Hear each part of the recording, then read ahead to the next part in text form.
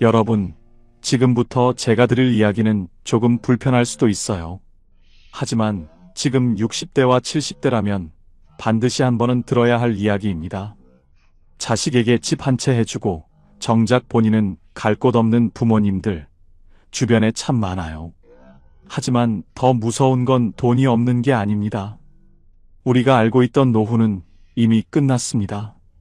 예전에는 60세가 되면 인생이 거의 마무리되는 시대였지만 지금은 달라요. 통계청에 따르면 한국인의 평균 기대 수명은 83세입니다. 지금 65세라면 앞으로 최소 20년 이상을 더 살아야 해요. 그런데도 많은 분들이 여전히 30년 전 방식으로 노후를 살고 있습니다.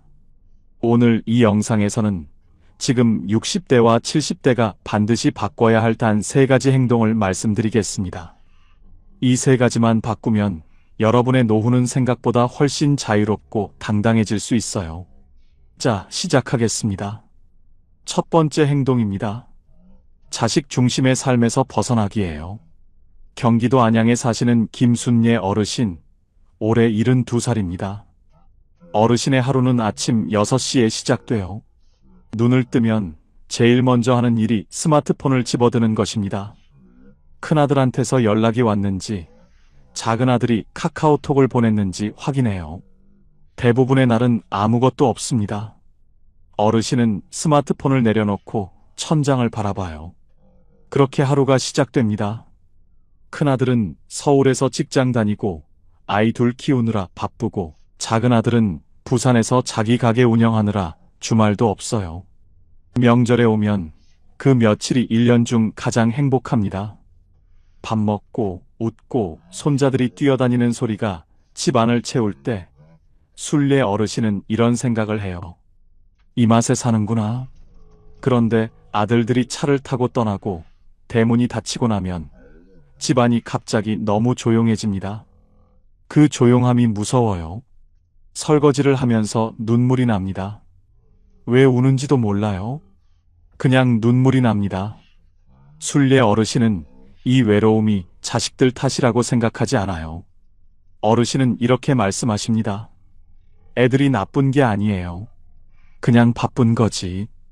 나도 젊을 때 시어머니한테 자주 못 갔잖아요. 근데 그게 알면서도 왜 이렇게 서운하냐고.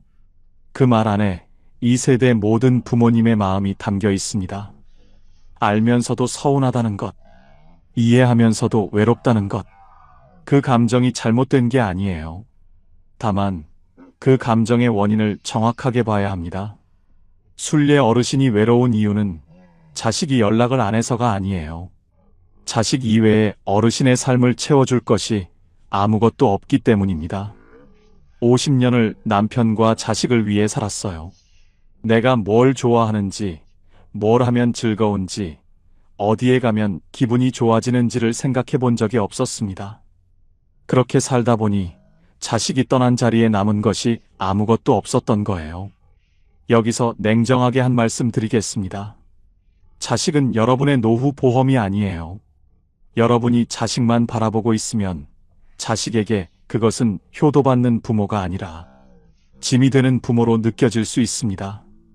이 말이 섭섭하게 들리실 수도 있어요. 하지만 이것이 현실입니다.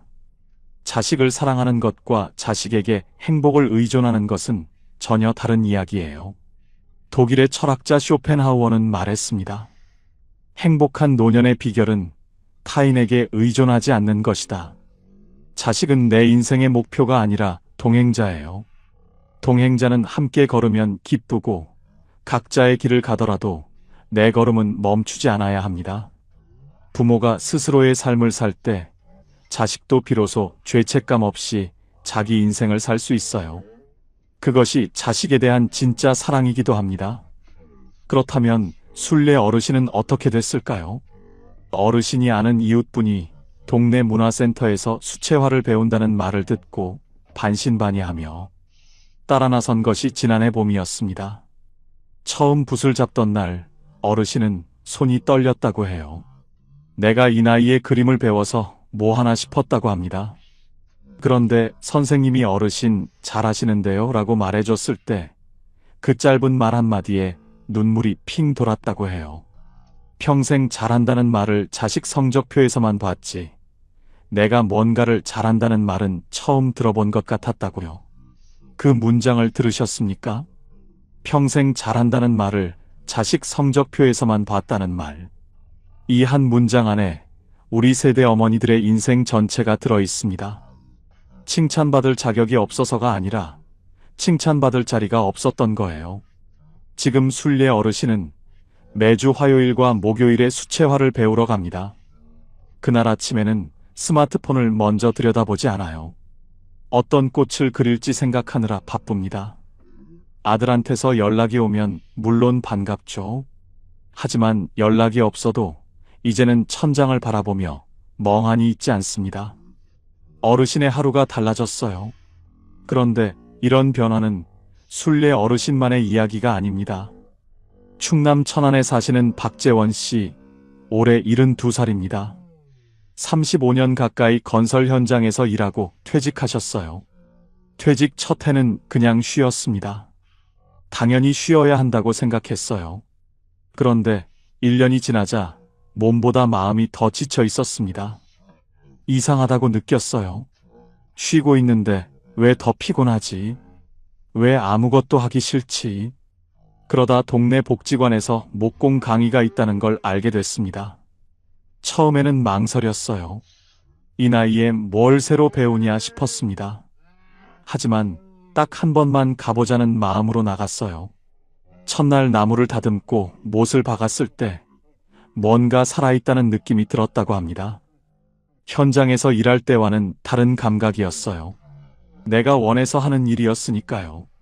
지금은 주 3회 복지관에서 목공을 배우고 간단한 소품들을 만들어서 손자 손녀에게 선물합니다. 아이들이 좋아할 때 그 순간이 이분에게는 가장 큰 기쁨이라고 해요. 자식을 기다리던 사람이 손자를 위해 뭔가를 만드는 사람이 됐습니다.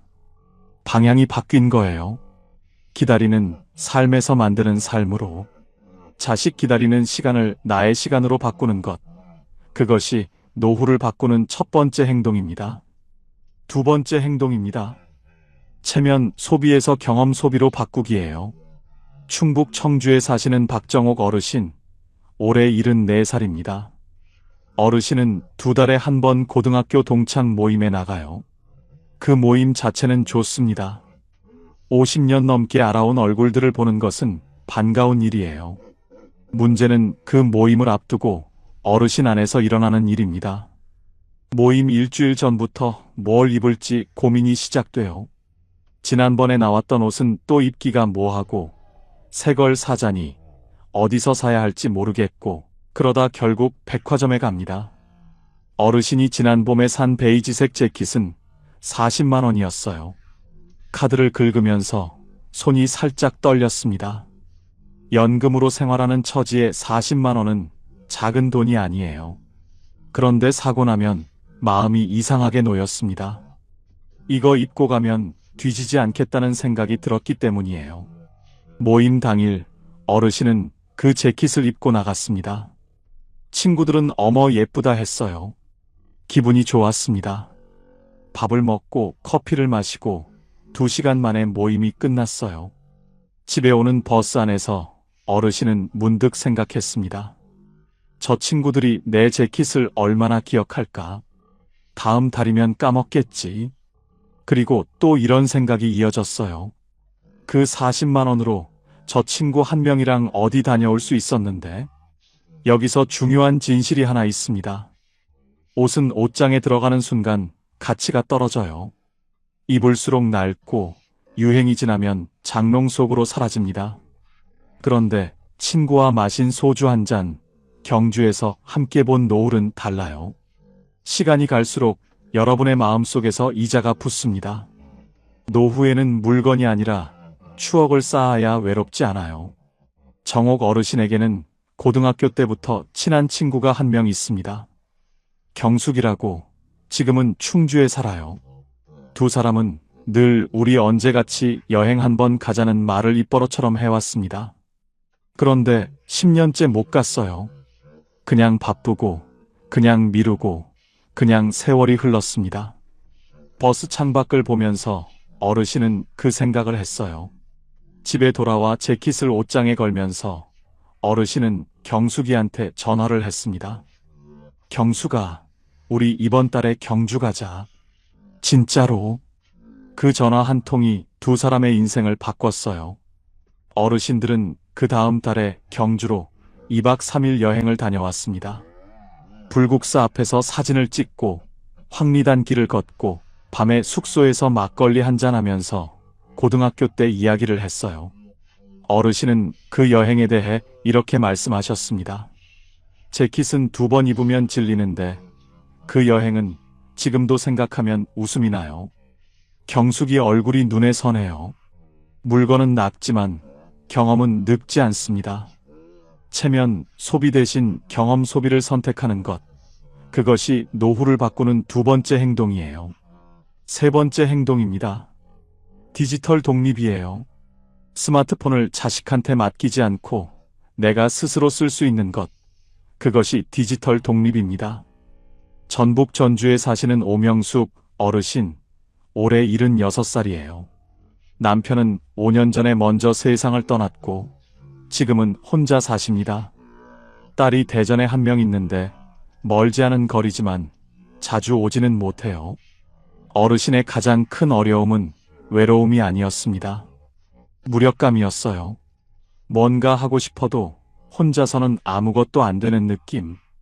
기차를 타고 어디 가고 싶어도 표 예매를 딸한테 부탁해야 했고 병원 예약도 딸 도움 없이는 못했습니다. 마트 키오스크 앞에서는 뒤에 줄이 서면 당황해서 그냥 나온 적이 한두 번이 아니에요. 어르신은 그런 자신이 싫었습니다. 내가 이렇게 무능한 사람이 아니었는데 라고 생각하실 때마다 마음이 무거웠어요. 3년 전 겨울 동네 주민센터에서 어르신을 찾아온 복지사 선생님이 말했습니다. 어르신, 저희가 스마트폰 교실 운영하는데 한번 나와 보실래요? 어르신은 처음에 정중히 거절했어요. 나 같은 늙은이가 거길 가면 애들한테 민폐지라고 하셨습니다. 복지사 선생님이 어르신이 가셔야 그 교실이 의미가 있어요 라고 말했을 때 어르신은 마지못해 나가셨어요. 첫날 강의실에 들어가니 어르신 또래 어르신들이 10명쯤 앉아 있었습니다. 다들 스마트폰을 손에 쥐고 어쩔 줄 몰라 했어요. 강사 선생님이 오늘은 유튜브에서 좋아하는 노래 찾는 것만 배우겠습니다 라고 했습니다. 명숙 어르신은 그날 태어나서 처음으로 유튜브 검색창에 나훈아를 직접 입력했어요. 나훈아 목소리가 이어폰 속에서 흘러나오던 그 순간 어르신은 손으로 입을 막았습니다. 눈물이 날 것 같았어요. 기술이 감동스러운 게 아니었습니다. 내가 이걸 혼자 했다는 사실이 감동스러웠어요. 그로부터 3년이 지났습니다. 지금 명숙 어르신은 코레일 앱으로 기차표를 혼자 예매해요. 카카오 맵으로 버스 노선을 확인하고 날씨 앱을 보고 우산을 챙깁니다. 딸과는 매일 저녁 영상 통화를 해요. 딸이 요리하는 모습을 보면서 같이 얘기하다 보면 1시간이 훌쩍 갑니다. 그리고 어르신에게 가장 소중한 것은 전주 근처에 사는 또래 어르신들 7명과 만든 단체 채팅방이에요. 아침마다 누군가 좋은 아침이에요 라고 보내면 다들 하트를 누르고 답장을 합니다. 별것 아닌 것 같지만 그 아침 인사가 어르신에게는 세상과 연결되어 있다는 확인이에요. 어르신은 이렇게 말씀하셨습니다.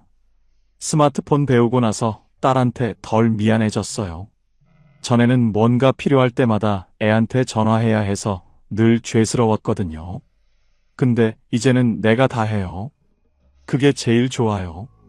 디지털 독립은 기술을 배우는 것이 아닙니다. 자식에게 덜 미안해지는 것이에요. 그리고 그것이 진짜 자유입니다. 그런데 이 디지털 독립이 또 다른 자유로 이어지는 경우가 있습니다.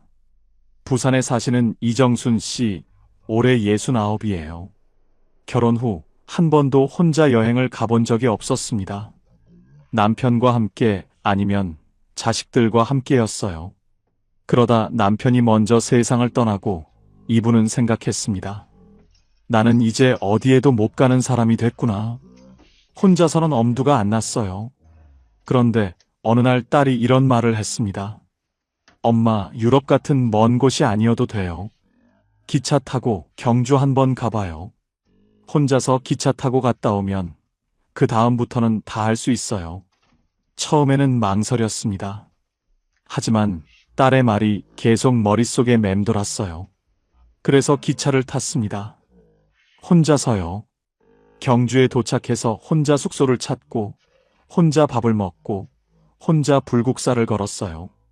저녁에 혼자 막걸리 한 잔을 마시면서 이런 생각이 들었다고 합니다. 나 아직 이런 거 할 수 있구나. 아직 괜찮구나. 그 여행이 이분의 인생을 바꿨어요. 그 이후 혼자 강릉도 가고, 전주도 가고, 작년에는 제주도도 혼자 다녀오셨습니다. 여행이 목적지가 아니었어요. 혼자서 할 수 있다는 확인이었습니다. 나는 아직 살아있다는 증명이었어요. 스마트폰 하나가 이분을 세상 밖으로 꺼내줬습니다. 혹시 스마트폰이 너무 어렵게 느껴지십니까? 괜찮아요. 오늘은 유튜브에서 좋아하는 노래 하나만 찾아보십시오. 내일은 가족한테 사진 한 장 보내보세요. 그 다음 날은 날씨 앱에서 오늘 기온을 확인해 보십시오. 하루에 딱 하나씩만 배우면 됩니다. 1년이면 365가지예요. 그리고 그 365가지가 여러분의 노후를 전혀 다른 세상으로 데려다 줄 겁니다. 이제 마지막으로 짧은 이야기를 하나 드리겠습니다. 얼마 전 저는 서울 북한산 자락 아래 작은 공원을 지나다가 한 어르신을 만났어요. 78이라고 하셨습니다. 벤치에 혼자 앉아서 스마트폰으로 사진을 찍고 계셨어요.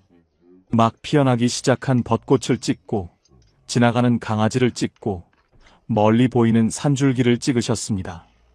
사진을 찍을 때마다 어르신 얼굴에 아이처럼 작은 미소가 번졌어요. 혼자였지만 외로워 보이지 않았습니다. 오히려 그 어느 때보다 자기 자신과 함께 있는 사람처럼 보였어요. 제가 조심스럽게 여쭤봤습니다. 어르신, 사진 찍는 거 즐거우세요? 어르신이 스마트폰을 내려놓고 잠깐 먼 산을 바라보더니 천천히 말씀하셨어요. 젊을 때는 가족을 위해 살았고, 이제는 나를 위해 살려고 합니다. 그 말이 참 인상 깊었습니다. 그런데 저는 그 벤치 앞에서 한동안 발을 떼지 못했어요. 그 말 안에 얼마나 많은 세월이, 얼마나 많은 희생이, 그리고 얼마나 늦게 찾아온 깨달음이 담겨 있는지, 그분이 그 한마디를 하기까지 얼마나 오래 걸렸을지, 그 생각을 하니 가슴 한쪽이 먹먹해졌습니다. 그리고 동시에 이런 생각이 들었어요. 그분은 이미 시작했구나. 늦지 않았구나. 오늘 저는 노후를 바꾸는 3가지 행동을 말씀드렸습니다. 첫째, 자식 중심의 삶에서 벗어나 나 자신의 삶을 살기. 둘째, 체면을 위한 소비를 멈추고 경험에 투자하기. 셋째, 스마트폰을 배우고 디지털 세상과 연결되기. 이 3가지는 결코 대단한 것이 아니에요. 내일 아침 자식 연락을 기다리는 대신 오래전에 좋아했던 것 하나를 다시 꺼내 보십시오. 다음 모임 전에 새 옷을 사는 대신 오래된 친구 한 명한테 전화를 걸어보세요. 오늘 저녁 유튜브에서 좋아하는 노래를 직접 검색해 보십시오. 그 작은 변화 하나하나가 쌓이면 여러분의 노후는 조용히, 그러나 분명하게 달라집니다. 노후는 남은 시간이 아닙니다. 처음으로 나를 위해 쓰는 시간이에요. 지금까지 자식을 위해, 가족을 위해, 남의 눈을 위해 온 힘을 다해 살아오셨습니다. 우리는 늙어가는 세대가 아니에요. 선택하는 세대입니다. 늙어가는 것은 시간이 하는 일이지만 어떻게 늙어가느냐는 내가 선택하는 것이에요. 어떤 관계를 유지하느냐, 어떤 것을 배우느냐, 어디를 가느냐, 무엇을 즐기느냐, 이 모든 것이 선택입니다. 그 선택의 합이 노후를 만들어요. 이제는 그 헌신의 방향을 조금 바꿔도 됩니다. 나를 향해서, 내가 좋아하는 것을 향해서, 내가 가보고 싶은 곳을 향해서, 여러분은 충분히 그럴 자격이 있습니다. 오래 살아온 것이 죄가 아니에요. 오래 살아온 만큼 더 잘 사셔야 합니다. 지금 여러분의 인생 2막은 아직 시작도 안 했어요. 마지막으로 여러분께 여쭤보고 싶습니다. 지금 이 순간 여러분은 자식 중심의 삶을 살고 계십니까? 아니면 나를 위한 삶을 조금씩 시작하고 계십니까? 혹시 최근에 처음으로 나를 위해 돈을 써보신 경험이 있으세요? 아니면 자식에게 차마 말 못한 서운함이 마음 한켠에 쌓여 있지는 않으신가요? 이곳 댓글창은 여러분의 대나무 숲입니다. 아무도 뭐라 하지 않아요. 털어놓고 싶은 이야기, 공감되는 순간, 혹은 지금 계신 지역과 숫자 2를 댓글로 남겨주십시오. 여러분의 한마디가 같은 시간을 살아가는 누군가에게 큰 위로가 됩니다. 오늘도 끝까지 함께 해주셔서 진심으로 감사드립니다. 지금까지 황금노후였습니다.